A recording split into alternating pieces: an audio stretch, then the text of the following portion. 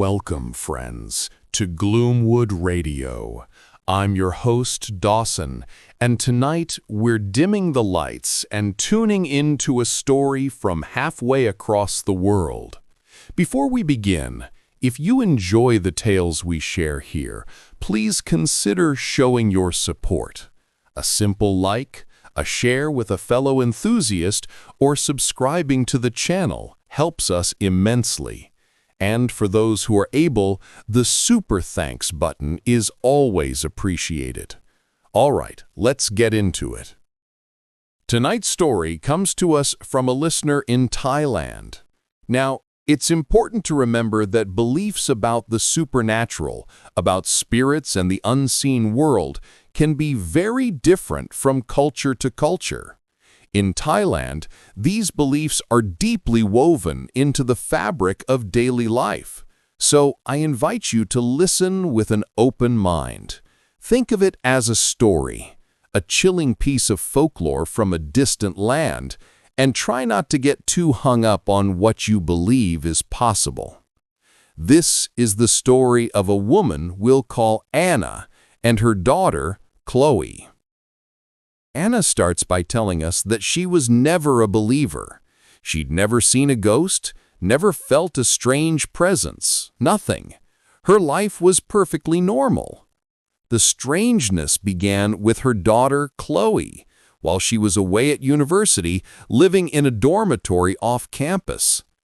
Chloe had never had any kind of sixth sense either, but that changed in that dorm. Out of the blue, she started telling her mother about a sound she'd hear every night. It was the sound of someone crying, a desperate, sobbing sound that echoed in her room. Anna was practical. Is it the neighbors? Maybe a couple in the building is fighting. Chloe listened intently, night after night, but the sound was never accompanied by shouting or arguments. It was just this heartbreaking, lonely sobbing every single night. Soon, another feeling joined the sounds, the constant, unearning sensation of being watched. She never saw anything, but she felt eyes on her at all times. Worried, Anna took Chloe to see a Buddhist monk they respected. In Thailand, monks are often seen as spiritual guides and protectors. The moment the monk saw Chloe, he beckoned her over. "Come here," he said, his voice calm but firm. He looked at her closely and then turned to Anna.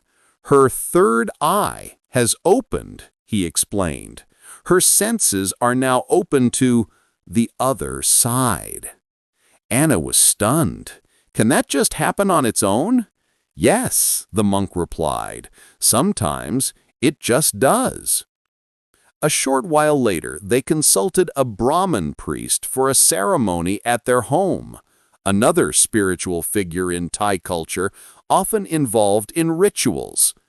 The moment the priest saw Chloe, he said the exact same thing as the monk. "This young woman's senses are open." He gave her some advice. If you see anything, if you encounter anything, do not speak to it. Do not acknowledge it. Pretend you don't see it, and it will eventually leave you alone. For protection, the monk had already given Chloe a small amulet to carry with her. And that was the backdrop to the main event. Some time later, Chloe had graduated, and Anna's boss, a foreigner, had to travel abroad for 4 days, closing the office.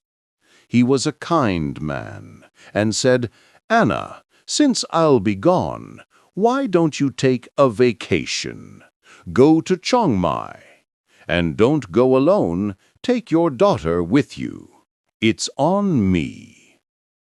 Chiang Mai is a beautiful, historic city in the mountains of northern Thailand.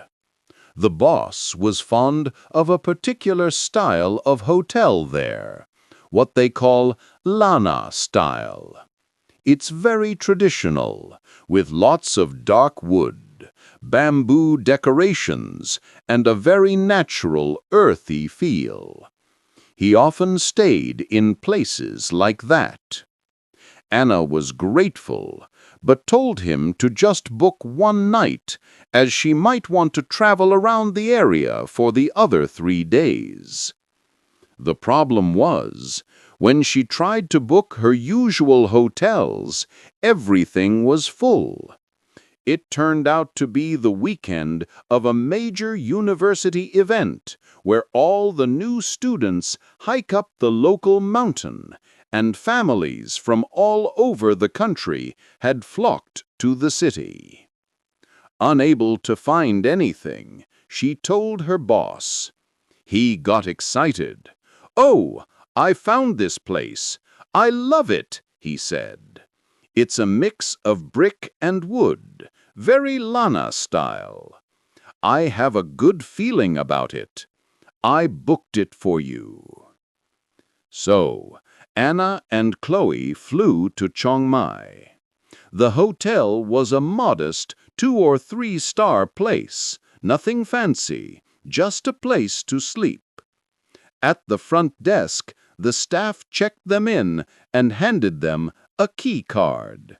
No bellboy, no one to show them to their room. "Second floor, last room at the end of the hall," the receptionist said flatly.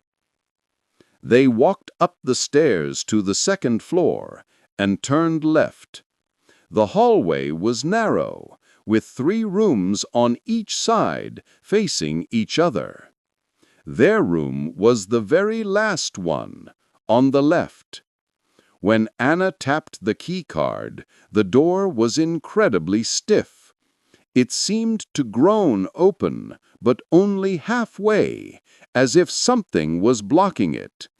It wouldn't budge any further. Awkwardly, they both had to squeeze themselves sideways through the gap to get inside. After dropping their bags, they decided to go out for the evening and explore the city. As they were leaving the room and walking towards the staircase, Anna was looking down at her phone. Suddenly, she heard a sharp clink, like a small piece of metal hitting the stairs. She instinctively touched her ear. One of her hoop earrings was gone. Or rather, half of it was. The earring, a solid metal hoop latched through her earlobe, had cleanly snapped in 2. One half was still in her ear, the other lay on the stairs. It hadn't come unclasped, it had broken. A shiver went down her spine. Feeling uneasy, she took both earrings off and threw them in the trash. They returned to the hotel around 8 p.m. Anna led the way up the stairs, with Chloe following behind her. They got to their room, tapped the card, and again the door groaned open only halfway. Anna squeezed inside first. As Chloe was turning to follow her in, she let out a sudden, sharp gasp. "What is it? What's wrong?" Anna whispered urgently. Chloe's eyes were wide. "Mom, don't talk. Please, don't say anything," she pleaded. Anna knew immediately. Her daughter had seen something. Okay, get in. Shut the door now." Once inside, the air was thick with tension. Anna tried to act normal. She told Chloe to go shower, while she puttered around the room, her mind racing. After they had both showered and were sitting on their beds, scrolling silently on their phones, the curiosity was killing Anna. She couldn't ask out loud. What if it was listening? So she had an idea. She opened a chat app and typed a message to her daughter, who was sitting just a few feet away. "What did you see?" Chloe's phone buzzed. She looked at the screen and her head snapped up, her face pale. She mouthed the words silently. "Mom, can I talk?" Anna shook her head frantically, typing again. "No, don't speak. Just type it." Chloe looked at her phone, then back to the room around them, a look of pure terror on her face. She slowly typed back a reply that made Anna's blood run cold. "Mom, I think they can read. I think they're Thai." The implication was horrifying. Whatever Chloe had seen wasn't just residual energy. It was present, it was intelligent, and it was with them in that room right now. They didn't speak another word. Anna immediately called a friend who lived in Chiang Mai, explaining they needed to leave. The friend agreed to pick them up at 7 a.m. the next morning. The friend was there on the dot. They quickly packed and rushed downstairs to check out. As Anna returned the keycard, she told her friend everything that had happened. The stiff door, the broken earring, her daughter's terrified reaction, and the chilling text message. Her friend's face went grim. "Oh, Anna," she said, her voice low, "that hotel, it has a reputation, a bad one. People have taken their own lives in those rooms. Others have fallen from the building. I even had an experience there myself once. Sleep paralysis, feeling something pressing down on me. I never told you because I never dreamed your boss would book you here of all places." They left immediately. The rest of their trip, in a different hotel, was peaceful. When Anna got back to work, she told her boss the story. He just shook his head. "Oh no, really, I don't believe such things." He was a skeptic and, believe it or not, apparently continued to stay at that same hotel on his trips. Anna ends her story by saying that ever since that night in Chiang Mai, Chloe's sense has been wide open. She sees things often now. A fortune teller warned her that Chloe's spiritual energy was low, making her vulnerable. The advice was for her to stay at home with her mother in a safe and familiar place, and so she does. She works and comes home, never staying in unfamiliar places alone anymore.